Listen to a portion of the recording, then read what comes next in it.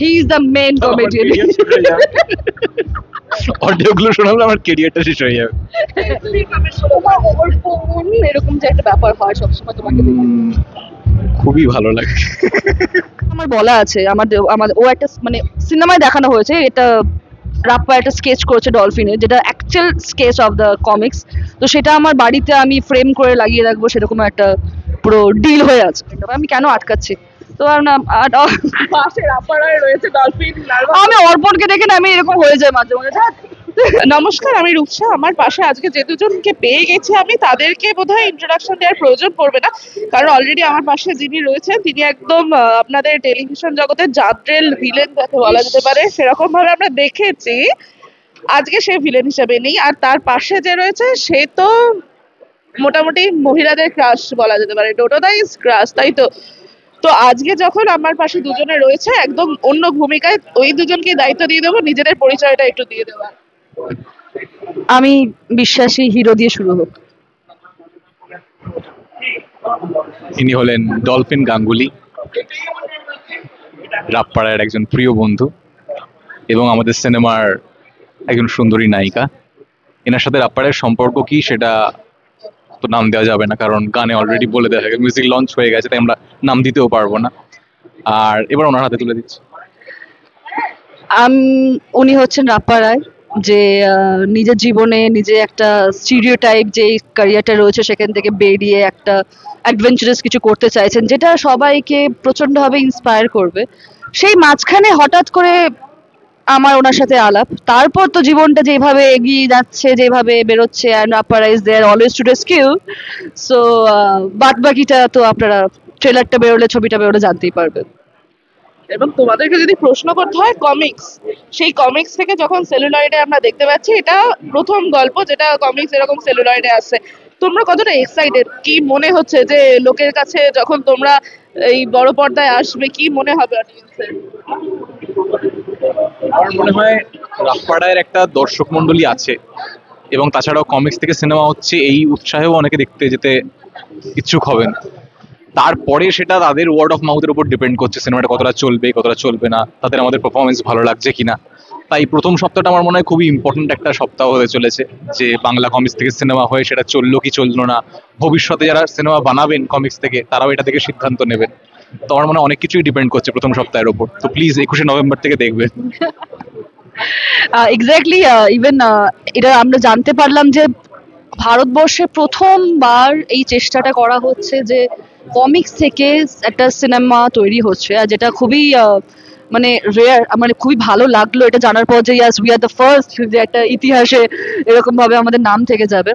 And আমি খুব hopeful, প্রচন্ড হোপফুল থেকে বেশি আমি সিনেমাটার সাথে খুব ইমোশনালি জড়িয়ে। I am sure even he is, মানে আমরা সবাই প্রচন্ডভাবে ইমোশনালি জড়িয়ে, কারণ আমরা যেভাবে সময় দিয়েছি, যেভাবে আমরা নিজেকে ভেঙেছি, যেভাবে আমরা নিজেদেরকে প্রত্যেকটা দিন শুটিং এ নিয়ে গিয়ে ওই এক্সট্রা পুশটা আরেকটু আরেকটু করলে এই তো হয়ে যাবে, এই তো আরেকটু হয়ে যাবে। That is the thing. আমার মনে হয় এই জার্নিটা আরো বেশি রাপ্পারা এটাকে মানে বিউটিফুল করে দিয়েছে। তোমাদের যদি জিজ্ঞাসা করি, শুটিংটা অনেক দিন ধরে চলেছে, প্রায় 1 বছর 6 মাস পেরিয়ে 1 বছরের দিকে। দুজনের সাথে কাজ করতে করতে বন্ডিং কতটা স্ট্রং হলো, বা তোমাদের দুজনের তো এটা একসাথে প্রথম কাজ, সেই বন্ডিংটা কতটা জমলো?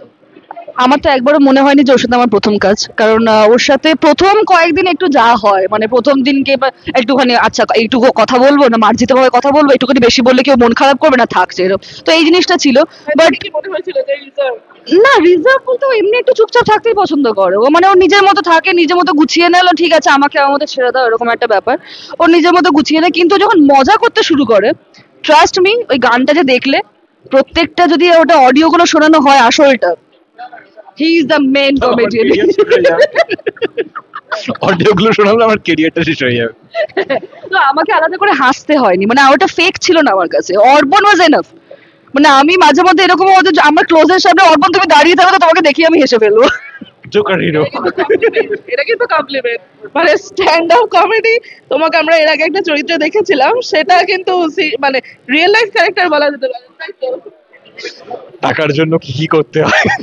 না গো, এইসব এগুলো এগুলো এগুলো বলে, ও এক্সট্রা বলে, এগুলো আর কিচ্ছু না। ও he is very much talented, intelligent, প্রচন্ড ডেডিকেটেড। প্রত্যেকটা অ্যাকশন সিকোয়েন্স যখন ট্রেলারটা বেরোবে দেখতে পারবে, যখন ছবিটা বেরোবে দেখতে পারবে, প্রত্যেকটা অ্যাকশন সিকোয়েন্স ও উইথাউট হার্ডনেস শুট করেছে, যেটা আচ্ছা আচ্ছা একটারা ভয় পাবে করতে। হ্যাঁ, গাড়ির একটা হ্যাঁ, গাড়ির একটা প্রিপারেশন, মানে ওটা সব নিজে একা করেছে, আর যেটা ও মানে নির্দ্বিধায় করেছে। একবার আমি মুখ থেকে শুনিনি ওর যে না এটা করবো না বা এটা হবে না, এটা হবে না, আমি একবারও শুনিনি। তো ওর মধ্যে না একটা ওই অদ্ভুত স্পার্ক আছে, and literally we can see the poster. ওকে দেখেই মনে হয় যে রাপ্পা একদম কমিক্স থেকে বেরিয়ে এসছে। দেখেছো, ভালো ভালো কথা বলেছি তোমার নামে। তুমি রাপ্পারা সম্পর্কে প্রচুর প্রচুর কমপ্লিমেন্ট দিয়ে দিয়েছে, একদম ঝুড়ি ভর্তি করে। তোমাকে যদি বলা হয় রাপ্পারায় ঝুড়ি থেকে কি বেরোবে ডলফিনের জন্য? যেটা আমি একটু আগে একজনকেও বলছিলাম, যে প্রথম যখন আমি শুটিংটায় যুক্ত হই তখন আমার মধ্যে একটা দ্বিধা ছিল যে কেমন হবে কি হবে, কারণ খুব বেশি প্রিপারেশনের টাইম হয়নি। ওর সাথে ফ্লোরে গিয়েই আমার দেখা হয়েছে, সবার সাথেই কার্যত তাই, ডিরেক্টর বাদ দিয়ে। তো সেই জায়গাটা অনেকটা সহজ করে দিয়েছিল অলিভিয়া, কারণ অলিভিয়ার যে এনার্জিটা, ওর ইনহেরেন্ট এনার্জি, ওকে আলাদা করে এনার্জি চার্জ করতে হয় ওরকম না। ও শুটিংয়ে যে পজিটিভিটি নিয়ে আসতো, সেটাই কি হতো অনেকটা কো অ্যাক্টর হিসেবে আমাকেও পজিটিভ করে দিত, এবং সেটা হেল্প হতো আমার পক্ষে। কারণ আমার একটু মানে কমফোর্ট জোন আলাদা করে বিল্ড আপ করতে হয়নি, এক্সট্রা চেষ্টা করতে হয়নি যে আচ্ছা নিজেদের মধ্যে একটা বন্ডিং তৈরি করতে, ওটা এমনিই তৈরি হয়ে গেছে যেমন ও বললো। তো সেই দিক দিয়ে আমি খুবই সাহায্য পেয়েছি ওর থেকে। তুমি যখন ওকে পোস্টার হিসেবে পেয়েছিলে তার আগে জানতে যে ও আমাদের একদম বেশ দমদার ভিলেন? আমি ওকে মন্টু পাইলটে দেখেছি ওর অভিনয়, তো আমি ওকে কোস্টার হিসেবে পেতে চলেছি এটাও আমি জানতাম না অ্যাকচুয়ালি। আমিও সেটা লোকেশনে গিয়ে আমি জানতে পারি। হ্যাঁ, সারপ্রাইজ ছিল। তাই আমার মানে আমার কোনো ওর সম্পর্কে ব্যক্তি হিসেবে কোনো ধারণা ছিল না, কিন্তু প্রথম দিন থেকেই আমার মনে হয় খুব ব্যাপারটা ইজি হয়ে গেছিল। আর তোমাকে যদি বলি যে বাঙালি মেয়েদের ক্রাশ, তাকে যখন তুমি পেলে তোমার কি মনে হলো? আমি খুব পজিটিভ ওকে নিয়ে, কিন্তু Oh my God! মানে হ্যাঁ। এটা কি যারা দেখছে তাদের জন্য একটা ওয়ার্নিং? না না, ওয়ার্নিং না, আমি বলবো আরো ও অনেক ভালো ভালো ছবি পোস্ট করে, কমেন্ট করো, 100টা কমেন্ট করো। আমি গিয়ে গিয়ে মাঝে মাঝে কমেন্ট সেকশন দেখি, খুব মজা লাগে আমার। তেরা দেখা ছবি থাকলে বা ছবি হয়তো দেখাই যাচ্ছে না, সেখানেও প্রচুর ভালো ভালো কমেন্ট। ওর কমেন্ট সেকশনটা দেখবার মতো, মানে আমি মানে পৃথিবীর মানে আমাদের ইন্ডাস্ট্রিতে খুব কম পুরুষ আছে যার কমেন্ট সেকশনে মেয়েদের এরকম একটা আমি জাস্ট একটা কথা ধরিয়ে দিই, আমি এরকম কমেন্টস দেখেছি, কেউ কেউ কমেন্ট করেছে আরে তোমাকে বললাম না ওই পোস্টটা দিতে, তুমি এই পোস্টটাই ছবি দিলে, এরকম পর্যন্ত কমেন্ট করে। সেগুলো দেখে তোমারই বা কি মনে হয়? আগে তুমি শেষ করে নাও। না, মানে ওর ওর মনে হয় ভালোই লাগে। আমি ওকে একদিন পর জিজ্ঞাসা করছিলাম যে ঠিক আছে, কি হচ্ছে এটা? ও বলছে যে যে তো কমেন্টটা করেছে সে তো আমাকে যা মেসেজ করেছে কি বলবো। তো লাইক মানে এরকম ওর সাথে একটা এখন এই কমিক জিনিসটা চলে এসছে, ওর সাথে খুব কমফর্ট জোন চলে এসছে ওটা। মানে আই এম শিওর ওর সাথে পরেও যখন কোনো প্রজেক্ট করবো খুব হ্যাপি হবো আমি। মানে কি মনে হলো যে রাপ্পারা আর অর্পণ দুজন কি একসাথে চলতে পারে বা দুজনের মধ্যে সিমিলারিটিস আছে? আসলে সিরিয়াসলি বলতে গেলে আমরা যে কোনো চরিত্রই করি, মানে ব্যক্তি আমিই তো সেটা করি, মানে অর্পণই করছে। এবার সেটা যদি অন্য কেউ করে সে তার বোধ বুদ্ধি দিয়ে করবে, তাই অর্পণ তো সব চরিত্রে থেকেই যায়, তো সেইটা অবশ্যই এখানেও হয়তো আছে। এবং রাপ্পার চরিত্রে যখন আমি করেছি, যে প্রস্তুতি নিয়েছি সেটা আমার মতো করেই নিয়েছি, তো কিছুটা মিল তো হয়তো থাকতেই পারে। সেটা থাকা উচিত কি উচিত না, এটা তর্ক বিতর্ক হতেই পারে, কিন্তু কিছুটা মিল তো থাকতে পারি। ললিতা, যদি বলা হয় যে তোমার বদলে অন্য কেউ রাপ্পারা এই ক্যারেক্টারটা করবে, তুমি অন্য কাউকে মেনে নিতে পারবে? আমি তো মানে সবই মেনে নিতে হবে, আমার হাতে সব কিছুই নেই। যা হবে মেনে নিতে হবে, যা হবে তার সাথে লড়াই করে লাভ নেই, মেনে নিয়ে পরেরটা এগিয়ে যাওয়াটাই সব থেকে ভালো। আর তোমাকে যদি বলি যে ডলফিনের সাথে তোমার মানে অলিভিয়ার কতটা সিমিলারিটিস রয়েছে বা ডিফারেন্স রয়েছে? আমার সাথে মানে আই ফিল যখন আমি স্ক্রিপ্টটা ফার্স্ট পড়েছিলাম, ডলফিন প্রচন্ড ডিগনিফাইড একটা মেয়ে। মানে আমরা সেটা প্ল্যানিং এ ছিলাম যে ইভেন যখন ধীমানদার সঙ্গে প্রথম কথা হচ্ছিল তখন হি ওয়াজ লাইক অলওয়েজ লাইক যে আমি চাই ডলফিন একটা রোল মডেল হোক, মানে প্রত্যেকটা মেয়ে যাতে চেয়ে থাকে যে এরকম একটা ক্যারেক্টার আর কি। মানে আমি সেটা চেষ্টা করেছি, যেটুকু সুযোগ পেয়েছি, যেটুকু আমাদের মানে যা আমাদের এখানে যা যা প্রোডাক্টস, যেইটুকু জিনিস আমাদের প্রোডাকশনে যেটুকু অ্যাভেলেবল থাকে সেখান থেকে যেটুকু ভাবে আমরা সুযোগ পেয়েছি আমরা করেছি। আর আই ফিল যে dolphin is a very dignified person, খুবই সিদ্ধারা সোজা, ওর কোনোদিনও শর্টকাট অ্যাপ্লাই করে না নিজের জন্য। প্রচন্ড লয়াল একটা মেয়ে, খুব অনেস্ট একটা মেয়ে, খুবই রেসপন্সিবল। আই ফিল ক্যারেক্টারটার মধ্যে একটা জান আছে। আর আমার খুব মজা লেগেছে যখন ওই কমিক্স থেকে যখন ওটাকে প্রাণ দিতে হয়েছে না, মানে আমার এটা খুব ফান লাগে যে একটা জাস্ট একটা তো ক্যারেক্টার, তোমরা জাস্ট মূর্তি দেখেছো বা একটা ছবি দেখেছো, তোমরা ভেবেছো ওটাকে, আর আমি কতটা ভেবেছি সেটাকে প্রাণ দিতে, তার মধ্যে মানে অনেকটাই একটা হোমওয়ার্ক ছিল। তো yeah, I feel dolphin is me, me is dolphin. এই রাপাড়ায় বাদী তোমাকে যদি বলা হয় যে আমাদের ছোটবেলায় তো কমিক্স গল্প ছিলই, তোমার ফেভারিট কমিক্স গল্প কি ছিল? আমার ফেভারিট কমিক্স ছোটবেলায় আমি very much into DC person, মানে আমি ব্যাটম্যান স্পাইডারম্যান, আমি এগুলো এই সবের মধ্যে, ডিসি মার্ভেলের কমিক্স এর মধ্যেই আমি থাকতাম সবসময়, একটু সুপার হিরো টাইপের মধ্যে থাকতাম। আর অবভিয়াসলি টিনটিন অ্যান্ড রাপ্পা, তো যখন আমি ইন্ট্রোডিউস হলাম রাপ্পাতে, তখন মানে আমার সবটাই পড়া হয়ে গেছে। Even Rappa is right now my favourite comics. Even আমার স্কেচটা আমার বলা আছে, আমার ও একটা মানে সিনেমায় দেখানো হয়েছে, এটা রাপ্পা একটা স্কেচ করেছে ডলফিনের, যেটা actual sketch of the comics. তো সেটা আমার বাড়িতে আমি ফ্রেম করে লাগিয়ে রাখবো, সেরকম একটা পুরো ডিল হয়ে আছে। আর অর্পণ, তুমি কি বলবে তোমার ফেভারিট কমিক বই বলো বা ক্যারেক্টার বলো? কিন্তু ওটা জিজ্ঞেস করো, মেয়েরা কমেন্ট করে হ্যাঁ, কি করে। sorry, আমি সব miss করে গেছিলাম, আমাকে ডলফিন ধরিয়ে দিয়েছে। ডলফিন অ্যাকচুয়ালি কেমন লাগে? বলো। মেয়েরা কমেন্ট করলে কেমন? মেয়েরা কমেন্ট করলে বাড়িতে মানে এই যে বাগা ব্যাপারটা, কমেন্ট করলে ওর ফোন এরকম যে একটা ব্যাপার হয় সবসময় তোমাকে দেখে। খুবই ভালো লাগে। এই যে মানুষের চয়েস এত ভালো, একটু বেশি বেশি কমেন্ট করবে। চয়েস এত ভালো, এটা খুবই ভালো লাগে আমার। এবার তোমার মেয়ে ফ্যান্স গুলো আমার ফ্যান হয়ে গেল, এই যে এরকম ভাবে যে ফ্যান টেনে নেওয়া। না না না, ওরা না আমার সাথে আষ্টে পৃষ্ঠে জড়িয়ে আছে।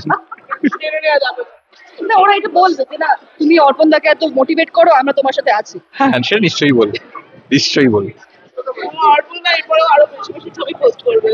চেষ্টা তো করি, কিন্তু হয়ে ওঠে না। এই ছবিগুলোকে কমেন্টস পাওয়ার জন্যই পোস্ট করা হয়। কমেন্ট আপনার রিচ ফিচ ভালো হয় না, এবার তারপর ছবি টবি দিলে এরকম, মানে ধরুন এই থিয়েটারে আমি চেষ্টা করি আমাদের শো থাকলে তার দুদিন আগে একটা ছবি দিয়ে রিচটা একটু বাড়িয়ে নিতে, তারপর শো এর ছবিটা পোস্ট করতে। এটা আমার স্ট্র্যাটেজি। This is business. এইবার তুমি বলো তোমার প্রিয় কমিক চরিত্র বা কমিক বই। আমার বাটুল দি গ্রেট পড়তে ছোটবেলায় খুব ভালো লাগতো, আমি বাটুল দি গ্রেটের খুব ফ্যান, আমার দারুণ লাগতো পড়তে। এছাড়া ও যেমন বললো যে আমি ডিসি বা মার্ভেলের কমিক্স খুব একটা পড়িনি, সিনেমায় দেখেছি, তারপরে পড়েছি, সেটা পড়তে গিয়ে আমার ব্যাটম্যানের প্রতি ফ্যাসিনেশন তৈরি হয়েছে, তো সেইটা আছে। তবে ছোটবেলায় চাচা চৌধুরী, নন্টে ফন্টে, আমি মোটামুটি ছোটবেলায় যা কমিক্স বেরোতো সবই পড়ার চেষ্টা করতাম। কখনো মনে হচ্ছে নন্টে ফন্টে কিন্তু দেখাও বা বাটুলের বাটুলটা একটু হয়ে দেখি? তখন এত আনন্দ নিয়ে পড়েছি না, তখন মানে অভিনয় করার কথা কখনো ভাবিও নি। মানে একটু হয়ে দেখি, মানে ছিল না ছোটবেলায় অনেকে শক্তিমান দেখে ছাদে। ও আচ্ছা আচ্ছা, হ্যাঁ হ্যাঁ, সেটা হয়তো ট্রাই করিনি, কিন্তু মানে পড়েছি গোগ্রা, সেটা মনে আছে। মিউজিক যে কোনো সিনেমার ক্ষেত্রে আমরা জানি একটা ভীষণ ইম্পর্টেন্ট রোল প্লে করে। তোমাদের কমিকটার মধ্যে মিউজিকের অ্যাড অনটা একটা অন্যরকম জায়গা তৈরি করছে। যে এই মিউজিক যখন এলো, তোমাদের কি মনে হলো এটা করতে গিয়ে এটা একটা চ্যালেঞ্জ তৈরি হবে না? ওটাও মজার ছলেই হয়ে গেছে সবটা। আমি যখন গানগুলো শুনতে গেছিলাম, মানে আমরা একবার একটা মিটিং এ গেছিলাম, তখন সামিকদার বাড়িতে যখন প্রথমবার গানগুলো সব শুনেছিলাম, ইভেন সব থেকে বেশি তোমরা এখন অব্দি সারপ্রাইজ রাখা হয়েছে সেটা হচ্ছে রাপ্পার টাইটেল ট্র্যাকটা। রাপ্পার টাইটেল ট্র্যাকটা ইজ ভেরি হ্যাপনিং, আর সেটা আমরা আস্তে ওটা রিভিল করবো, ওটা আমরা এখন রিভিল করতে চাইছি না, মানে the makers they want to reveal right now. তো the music adds different thing, আমি মনে করি না cinema is audio and visual, মানে অডিও অ্যান্ড মিউজিকের মধ্যে দিয়ে, মানে অডিও ভিডিও কাইন্ড অফ। আমি কেন আটকাচ্ছি তো পাশে রাপারায় রয়েছে ডলফিন, আমি অর্পণকে দেখে না আমি এরকম হয়ে যায় মাঝে মাঝে। তো এটা হ্যাঁ, তো অডিও ভিডিও এটা পুরো বিষয়টা অডিও ভিজুয়ালের মধ্যে জিনিসটা রয়েছে। তো সেখানে দাঁড়িয়ে যে কোনো সিনেমার আমার মনে হয় মিউজিক, বিজিএম সিনেমাটাকে হাইপ করে দেয়, মানে ইমোশনটাকে আরো ধরিয়ে দেয়, ইমোশনসটাকে আরো বেশি তোমাদেরকে পেনিট্রেট করে দেয় মানুষের মনের মধ্যে। And that's the thing I feel music is very much important for every cinema. ও যেমন বললো, মানে মিউজিক আমাদের কালচারেই খুব জড়িয়ে আছে, বিয়ে থেকে শুরু করে, শ্রাদ্ধ থেকে শুরু করে, হরিনাম থেকে শুরু করে, হরিনাম পুজো থেকে শুরু করে, আমাদের নাট্যশাস্ত্রেও তাই মিউজিকের প্রচুর কথা আছে, মিউজিক নিয়ে, সঙ্গীত নিয়ে। তো আমাদের যেহেতু কালচারই এত আছে, তো আমাদের মধ্যে ওটা কমফোর্টেবল। ছোট থেকে এত গান শুনেছি, বিভিন্ন জায়গায় গান শুনতে শুনতে বড় হয়েছি। আর এটাও মজার ছলেই গানটা শুট হয়ে গেছে, আলাদা করে ওরকম আলাদা এফোর্ট দিয়ে দিয়ে শুট করেছি কিচ্ছু না। ওই যেহেতু আমাদের বন্ডিংটা প্রথম থেকে স্ট্রং ছিল, তো ওই কমফোর্ট জোনটা তৈরি হয়ে গেছিল, তো গানটাও ইজিলি শুট হয়েছে। গানটা বাবা, গানের শুটিং এ আর ভিডিওটা আগে তোমরা সবাই দেখে নাও, তারপর এগুলোকে নিয়ে আমরা অন্যদিন গল্প করবো। আর বেশি সময় নেবো না, কারণ অলরেডি ডলফিন বলেছিল 10 মিনিট বলে, আমি বোধহয় 10 মিনিট ছাড়িয়ে গেছে অনেকক্ষণ। আর আর আর 10 মিনিট বাকি। না না, আর বেশি সময় নেবো না, দুজনকেই বলবো 21 তারিখে আসছে তোমাদের এই সিনেমা, দর্শকদেরকে কি বলবে? দেখুন, আর কি বলবো, দেখুন, বন্ধু বান্ধব আত্মীয় পরিজন, কমেন্ট করে তাদের হ্যাঁ তারা তো দেখবেনই, তাদের প্রতি আমার বিশ্বাস আছে, কি তাই তো? আহ, আমি জাস্ট বলবো যেটা সবাই বলছে, সেটা হচ্ছে পাশে থাকুন, সাপোর্ট করুন। আর আমরা সবাই খুব ফ্রেশ ফেস, আমরা একদম নতুন করে আমাদের এই জার্নিটা শুরু করছি সিনেমা জগতে। তো আমরা চাইবো যে আমাদেরও সুযোগ দেওয়া হোক, যাতে আমরা কিছু ইম্প্যাক্ট ফেলে যেতে পারি। বিকজ অর্পণও সিরিয়ালে, ওটিটিতে, থিয়েটারে দারুণ কাজ করেছে, আমিও আশা করি কিছু করে ফেলেছি। তো এবার আমরা চাইছি না হোয়াট নেক্সট, তো this is what next, and this is what we are like. আমরা খুবই মনে প্রাণে ইমোশনালি ডেডিকেটেডলি আমরা যুক্ত। দেখবেন, ভালো লাগবে, আই এম শিওর ভালো লাগবে, কথা দিচ্ছি। আর পাশে থাকলে তো আরো ভালো লাগবে। আপনাদেরকে অনেক ধন্যবাদ আমাদের সাথে থাকার জন্য। 21 তারিখ আসতে চলেছে রামপাড়া, এবং fullstop.com। আপনারা অবশ্যই দেখুন আর সাথে থাকুন আমাদেরও।